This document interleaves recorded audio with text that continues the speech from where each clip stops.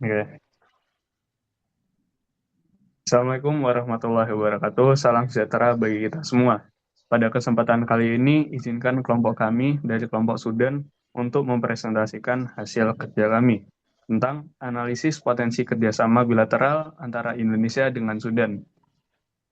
PPT ini berisi kajian komprehensif tentang peluang dan strategi kerjasama antara Indonesia dan Sudan dalam konteks pembangunan regional.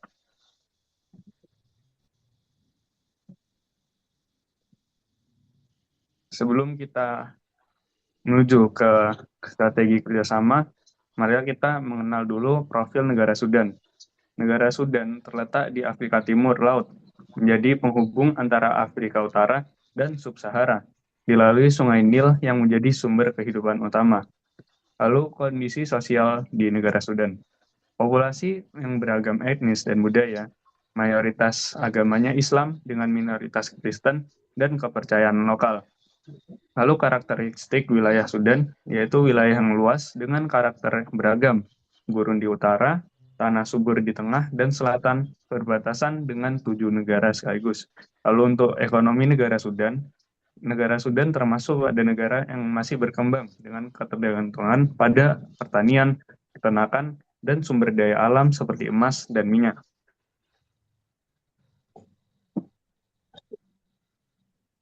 Lalu untuk kerjasama antara Indonesia dan Sudan tentunya mengalami beberapa tantangan, yaitu tentang kondisi Sudan saat ini yang memiliki 3 faktor penghambat, yaitu yang pertama instabilitas politik, yang kedua krisis kemanusiaan, dan yang ketiga ekonomi yang terhambat. Yang pertama instabilitas politik. Konflik internal antara kelompok militer dan paramiliter tentunya menyebabkan ketidakstabilan nasional yang berkembang dengan hal ini akan menimbulkan dampak yang eh, menyebabkan kerjasama itu terhambat. Lalu yang kedua yaitu krisis kemanusiaan.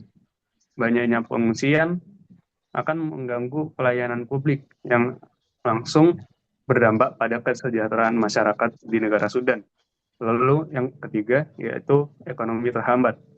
Sanksi internasional dan konflik akan menghambat pertumbuhan ekonomi dan pembangunan sosial di negara Sudan.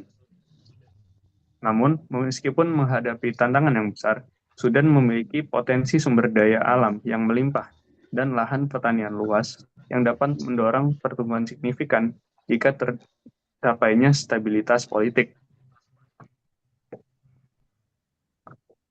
Lalu, kita akan mengkaji negara Sudan melalui teori Rostow, teori tahapan Rostow. Posisi Sudan pada tahapan Rostow, menurut teori Walt Rostow, Sudan berada pada tahap masyarakat tradisional menuju prakondisi lepas landas. Negara ini memiliki sumber daya alam, namun masih terhambat oleh konflik dan keterbatasan teknologi. Saya akan menjelaskan tentang salah satu tahapan Rostow, yaitu pada masyarakat tradisional.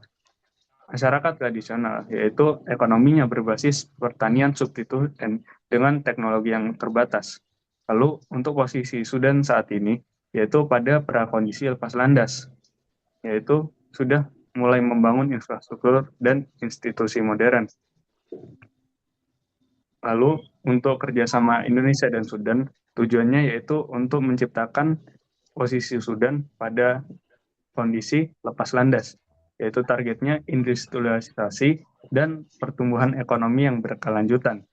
Kerjasama internasional dapat mempercepat transisi Sudan menuju tahap lepas landas melalui transfer teknologi, peningkatan SDM, dan stabilitas politik. Baik, di sini saya akan menjelaskan tentang peluang kerjasama potensial. Jadi, kita banyak memiliki peluang kerjasama potensial bersama negara Sudan. Ada 4 yang saya tangkap. Yang pertama adalah pertanian dan pangan, lalu sumber daya alam, pendidikan kemanusiaan, dan perdagangan. Untuk sektor pertanian dan pangan, kita tahu bahwa lahan luas dan subur ada di sekitar Sungai Nil, belum dimanfaatkan dengan maksimal. Dengan ini, adanya peluang teknologi irigasi dan ketahanan pangan. Lalu, dalam faktor sumber daya alam, emas, minyak bumi, dan energi melimpah yang dimiliki Sudan sudah sangat banyak. namun tidak terkendala oleh teknologi dan model untuk pengelolaan yang berkelanjutan. Lalu, sektor pendidikan dan kemanusiaan. Sudan membutuhkan banyak bantuan beasiswa, fasilitas pendidikan, dan bantuan kesehatan untuk korban konflik yang sangat dibutuhkan. Lalu, sektor terakhir adalah sektor perdagangan. Komoditas pertanian dan bahan mentah dapat diperdagangkan untuk meningkatkan pendapatan negara.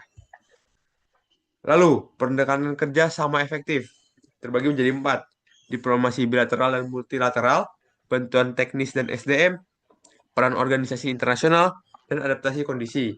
Untuk diplomasi bilateral dan multilateral, adanya kerjasama langsung melalui organisasi internasional dengan prinsip kemanusiaan, seperti contohnya PBB, UNESCO, dan lain-lain. Lalu, bantuan teknis dan SDM, dengan cara transfer teknologi, pelatihan, pertukaran tenaga ahli di berbagai sektor, seperti sektor pertanian, pangan, industri, dan lain-lain.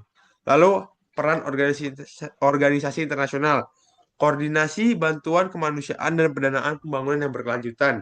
Ini sangat membantu untuk menunjang ekonomi di Sudan.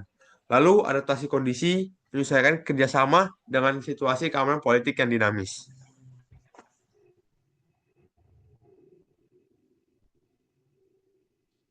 Ya, setelah ini saya akan menjelaskan implementasi strategi bilateral.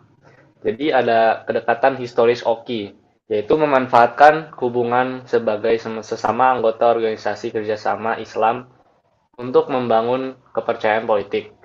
Jadi kerjasama selatan-selatan yaitu pengiriman tenaga ahli pertanian dan irigasi, bantuan pengelolaan lahan Sungai Nil, program beasiswa pendidikan di Indonesia, dan pembangunan berkelanjutan yang saling menguntungkan. Jadi kerjasama berbasis kemanusiaan dan pembangunan berkelanjutan dapat menjadi jalan Sudan untuk bangkit dari krisis menuju stabilitas dan kemakmuran.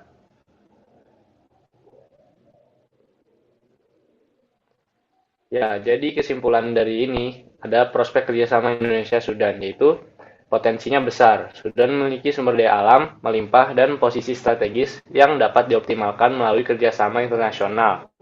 Tantangannya nyata, yaitu konflik internal dan ketidakstabilan politik memerlukan pendekatan hati-hati dan berkelanjutan dalam kerjasama. Setelah itu, peluangnya terbuka, yaitu pertanian, pendidikan, sumber daya alam, dan kemanusiaan menjadi bidang prioritas dengan prospek saling menguntungkan. Dengan strategi tepat dan komitmen kuat, kerjasama bilateral Indonesia-Sudan dapat mendukung transisi Sudan menuju tahap pas landas ekonomi sesuai teori Rostow, sekaligus memperkuat posisi Indonesia dalam diplomasi regional Afrika. Sekian dari kelompok Sudan. Kami ucapkan terima kasih bagi yang sudah memperhatikan dan minta maaf jika ada salah kata.